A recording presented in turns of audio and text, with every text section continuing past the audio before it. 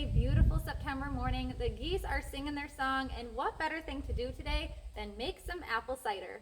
First, I just want to show you what you're going to need in order to make cider, and it really doesn't have to be difficult or confusing to make it, but one important thing to have is an apple press, and this is a Beaver apple press. It's 4.75 gallons. It's one of the bigger ones that they make, very high quality, and it does its job. So this is definitely important to have when making cider. I will post the link to this down below in the description. And you can see I don't have anything special going on here. I literally just have it on a set of sawhorses. It does not need to be special or pretty, as long as you have the spout where it hangs off of the end so that you can put a bucket or some kind of pot below for the cider to fall down into. That's important.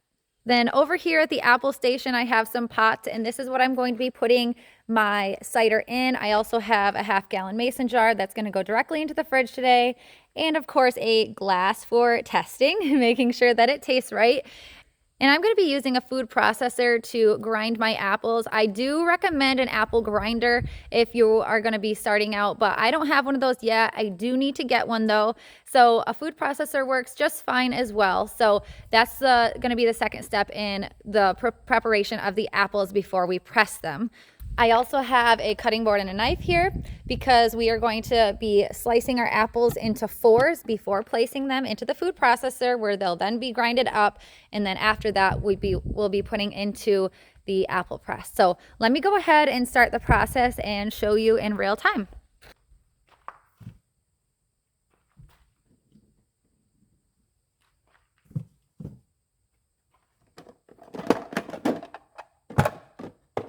So as I stated, we're going to be cutting these into quarters. You do not need to peel them or core them or remove the seeds or stems or anything. Just pop them all into the food processor or apple grinder after you cut them into quarters.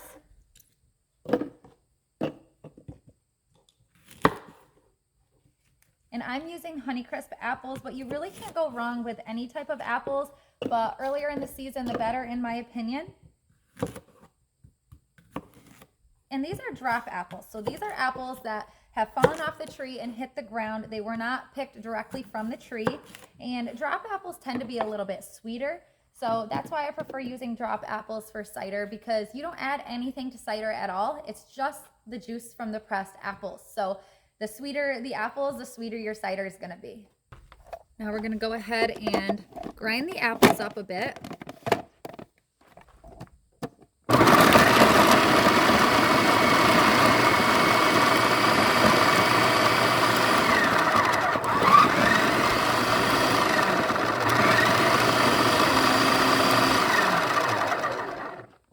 And now we're going to dump the grinded apples into our mesh basket inside of our apple press.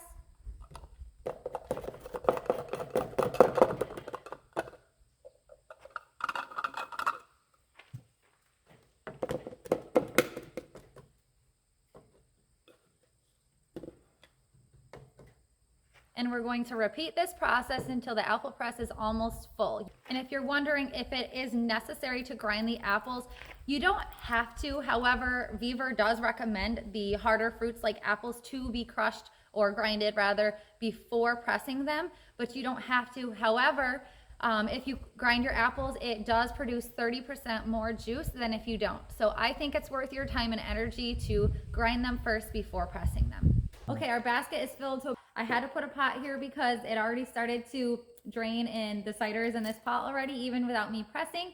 So we need to go ahead and assemble this basket so that we can start pressing our cider. So first you're going to take these half moon pieces and you're going to go right around the pole here and set it directly on top of the apples.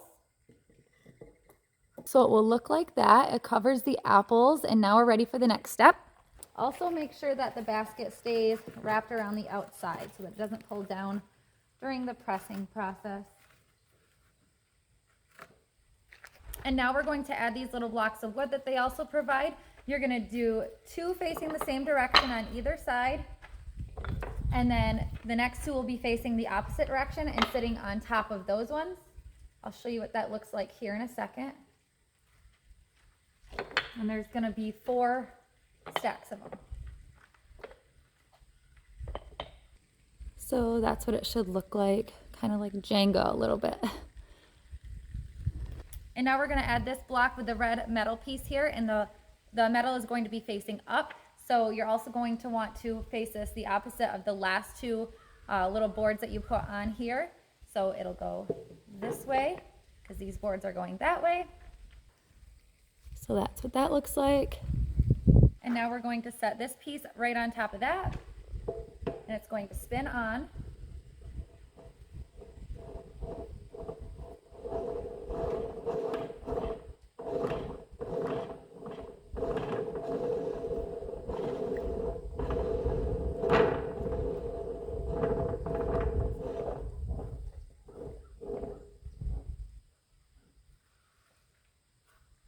Spin it down till it's tight. And now for the fun part, we're going to start pressing the apples. So the more narrow end goes into any of these three holes here. We're just going to start spinning very slowly, and you'll notice that the cider will start to come out of the spout here and fill our bucket.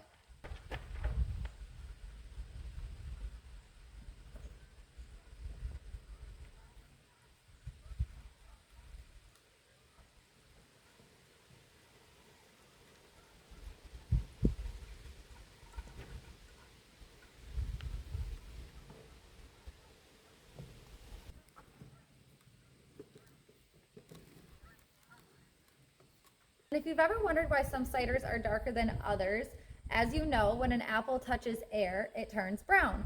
So the longer that the grinded apples sit out in the open in the air, the browner they become, which makes your cider darker. And I think that dark cider is more rich, and I prefer it over the lighter ciders. So I don't mind my apples sitting out for a little bit before I start to press them. All right, I can't resist any longer. I need to dip my cup in and try a little bit of the cider. Oh my, look how beautiful that is. All right, let's give it a taste test. Oh my gosh, I wish you could try this right now. It's so good. I'm gonna probably get a couple more glasses of this and then finish my apples. I'm going to be making a large batch of cider today. So the way that I'm going to store this is I have a Beaver vacuum sealer as well as a chamber vac. So you can vacuum seal liquid in bags. It doesn't suck the liquid out, it sucks the air out of the chamber. So if you want information on that, let me know and I can share that as well. If you're wondering about canning, if cider is heated to a boiling point, it's no longer cider, it's considered apple juice, which is completely fine. You can this, but it would be called apple juice at that point and no longer the typical taste of cider. It would be more of an apple juice flavor. So that's fine, but I prefer to freeze mine so that I can keep the traditional apple cider taste and texture.